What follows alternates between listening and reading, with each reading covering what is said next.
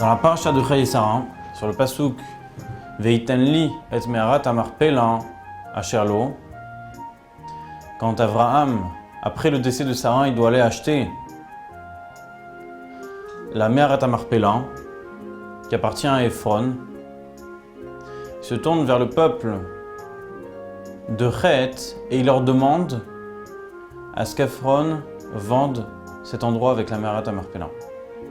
Et il dit Bechesef male itne nali. Je voudrais la lui prendre avec l'argent rempli. Qu'est-ce que ça veut dire l'argent rempli? Rashi dit Achalem kol shavia. Je paierai toute sa valeur. Et il rajoute Vechen David amar le Arona. David a dit de la même manière à Arona Bechesef male. Je paierai avec de l'argent rempli. Qu'est-ce que ça veut dire de l'argent rempli? Rachid explique, je paierai toute sa valeur. Et il dit, chez David, on a retrouvé exactement les mêmes termes de Bechesef male. A priori, on pourrait se poser la question, quel est l'intérêt de Rachid ici?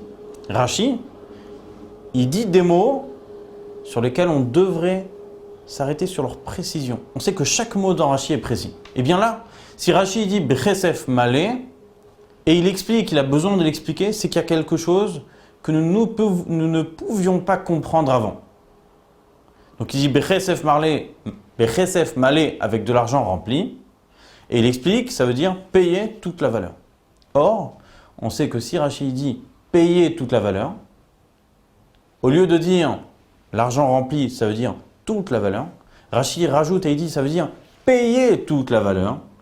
On sent que Rashi ne vient pas simplement expliquer ces deux mots de Bechesef male avec l'argent rempli, mais il y a encore une autre signification qui vient derrière.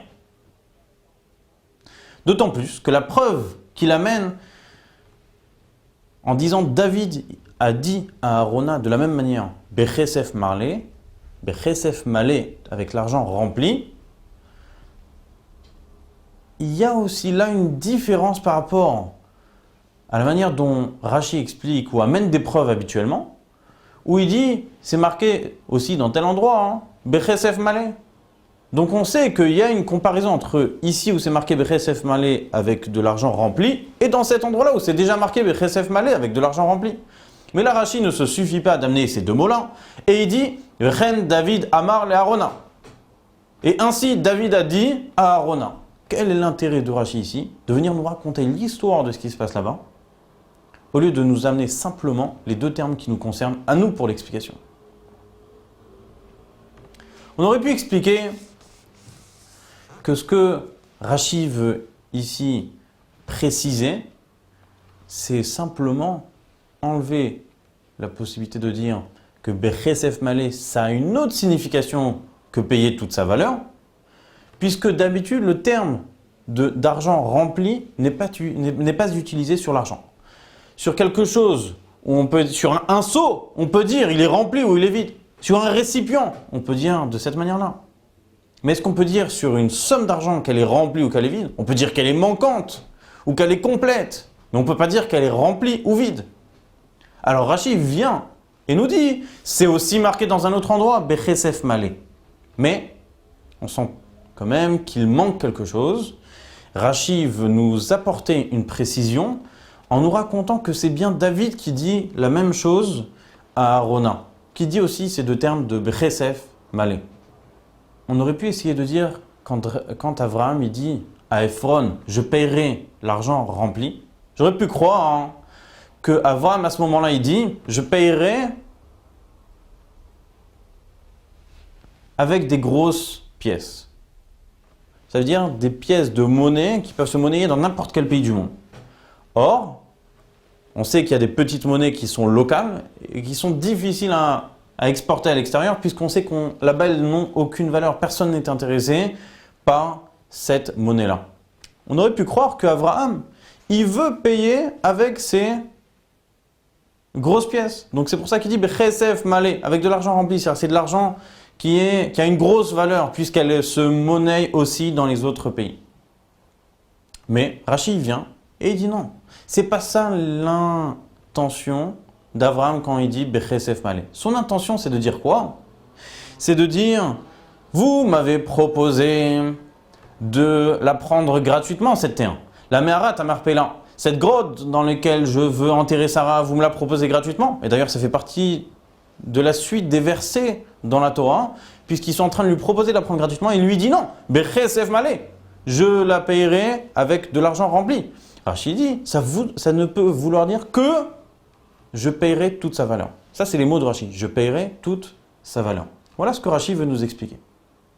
Pourquoi il nous dit, je vais vous apporter une preuve de David qui dit les mêmes mots, Bechesef Malé, que David dit à Arona. Alors, le rabbi l'explique très simplement. Il dit David et Arona, ils ont eu une histoire ensemble. David, il voulait à cet endroit-là, dans la propriété qui appartenait auparavant à Arona, il voulait construire le Misbéar. Même si Arona aurait voulu lui donner gratuitement, il dit non.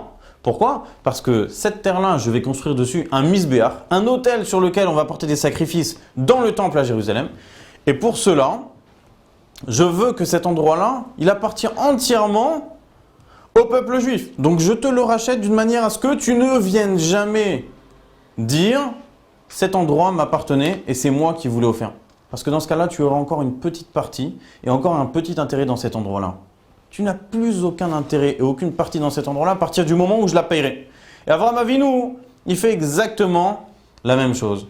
Avraham Avinu, il veut payer le prix total. Pourquoi? Pour que ça lui appartienne complètement. Donc on peut dire que Rashi, il nous apporte l'exemple de David qui parle à Arona. Pourquoi? Parce qu'il veut que ce soit un endroit qui appartienne complètement à Abraham, qui puisse enterrer Sarah dedans, et que jamais personne vienne dire que cet endroit-là appartenait à Ephron, que cet endroit-là appartenait au peuple de Chet. La même chose dans Rashi. Quand Rashi dit « Vechen David Amar le Arona », ainsi David a dit à Arona. Quel est l'intérêt de nous raconter que David est en train de parler à Arona dans l'endroit où c'est marqué « Bechesef Malé ». Rashi, il nous précise, de la même manière que chez David, il dit à Arona « Je veux payer le prix total, c'est pour que ça lui appartienne complètement, pour pas que Arona ait encore une appartenance à cet endroit-là. » Là-bas, c'était l'histoire du Misbéar. Il voulait que la propriété où il allait construire le Misbéar n'appartienne plus du tout à Arona. Donc il ne la voulait pas en cadeau. Donc il a préféré la payer pour être tranquille. Et donc l'idée de Bechesef Malé qu'on retrouve là-bas, ça veut dire payer l'argent rempli. C'était quoi l'idée? C'était que la propriété elle appartienne complètement à David et plus à Arona. Avraham ici, la même chose. Il veut acheter de Ephron cet endroit-là de manière à ce qu'il lui appartienne complètement. Donc il dit je vais payer avec de l'argent rempli. Et on voit ces deux endroits-là qui emploient le même terme pour avoir la même signification, le même sens, c'est-à-dire que cette propriété, elle perd complètement de son premier propriétaire et que l'acheteur qui va venir, ici c'est Abraham, là-bas c'est David, qui prennent complètement la propriété de l'endroit où Abraham il va enterrer Sarah et où David va construire le Misbéar. On peut aller un peu plus, on peut pousser un peu plus en expliquant que de la même manière que chez David, David ne voulait plus, pas simplement il voulait que ça lui appartienne, mais plus que ça, il ne voulait plus que Arona ait une appartenance à cet endroit-là.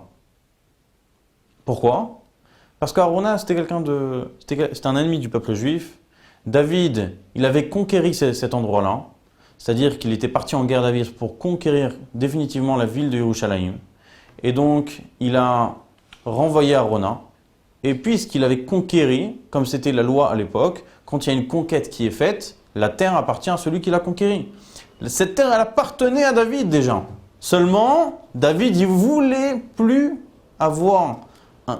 pas que cet endroit-là ait encore une appartenance à Arona. Donc, il voulait complètement effacer son nom de cet endroit-là. Même en tant que cadeau, il ne vous la voulait pas. Ah, mais c'est même pas un cadeau, ça lui appartient déjà, il l'a conquéri. Non. David, il préférait complètement effacer le nom de Arona sur cette propriété, même pas la recevoir en cadeau, même pas la recevoir en conquête, mais même en allant payer la valeur de ce terrain-là. Et donc c'est exactement la même histoire chez Abraham ici. Abraham qui achète pour Sarah, pour enterrer Sarah dedans. Il veut payer à Ephron d'une manière à ce que plus jamais on puisse dire « oui, mais c'était un cadeau, on a encore une appartenance, on a aussi des intérêts à tirer de cet endroit-là ». Non, cet endroit-là n'appartient plus du tout à Ephron puisque Abraham va le payer avec sa valeur totale. Ça veut dire quoi avec sa valeur totale? Dans le terme de Bechesef Malé, l'argent rempli, ça signifie enlever complètement la possibilité qu'une autre personne ait un attachement à cet endroit-là. C'est pour ça que Rashi nous parle aussi de l'histoire de David avec Aaron. Mais si on peut aller encore plus loin, alors sachez que ce débat, il peut avoir un lien même sur la question halachique. On sait que on apprend dans la Torah, dans la Gemara, on dit que comment on sait qu'un terrain s'achète avec de l'argent. Un terrain s'achète avec de l'argent parce qu'il y a un passage qui dit « Sadot bakesef yiknu ». Les champs, on les achètera avec de l'argent. Sadot, les champs, bakesef, avec de l'argent, yiknu, ils les achèteront. Donc le peuple juif, quand il va acheter des terres, d'où on sait que c'est avec l'argent qu'il va pouvoir faire la transaction de la propriété d'une main à l'autre, parce qu'on a un passouk clair qui nous le dit. Et Tosfot, dans cet endroit-là, il soulève la question en disant « mais je ne comprends pas, on a Abraham qui était le premier juif, qui lui a acheté déjà un terrain avec de l'argent. Pourquoi on ne compte pas sur cet achat de Abraham pour apprendre que c'est comme ça qu'on achète un terrain, avec de l'argent? La transaction d'un bien immobilier peut se faire avec le kinyan, avec l'acquisition qui se fait par de l'argent. » Et Tosfot de répondre que l'histoire d'Abraham était différente. Pourquoi? Parce qu'Abraham, il avait déjà un argument pour que cette terre lui appartient. Quel argument? C'est marqué dans la Torah que Dieu il dit à Abraham, les aracha eten et ta'ar et tzazot. À ta descendance, je vais donner cette terre-là. Si je vais la donner à ta descendance, Abraham il se dit, j'ai pas besoin de l'acheter. Si Abraham il se dit, j'ai pas besoin de l'acheter et il l'achète simplement pour en être tranquille, en se disant jamais personne ne va pouvoir venir la proclamer, alors dans ce cas-là, ce n'est pas un vrai achat. Puisque c'est simplement payer quelque chose pour être tranquille, mais pas pour qu'il lui appartienne, puisque dans ce cas tête, ça lui appartenait déjà. Donc Tosfot, il répond, il dit non, on ne peut pas apporter la preuve de chez Abraham, puisque Abraham, quand lui l'a acheté, ce n'était pas un achat d'un terrain, mais l'achat de la tranquillité, que ce terrain n'appartient plus à personne.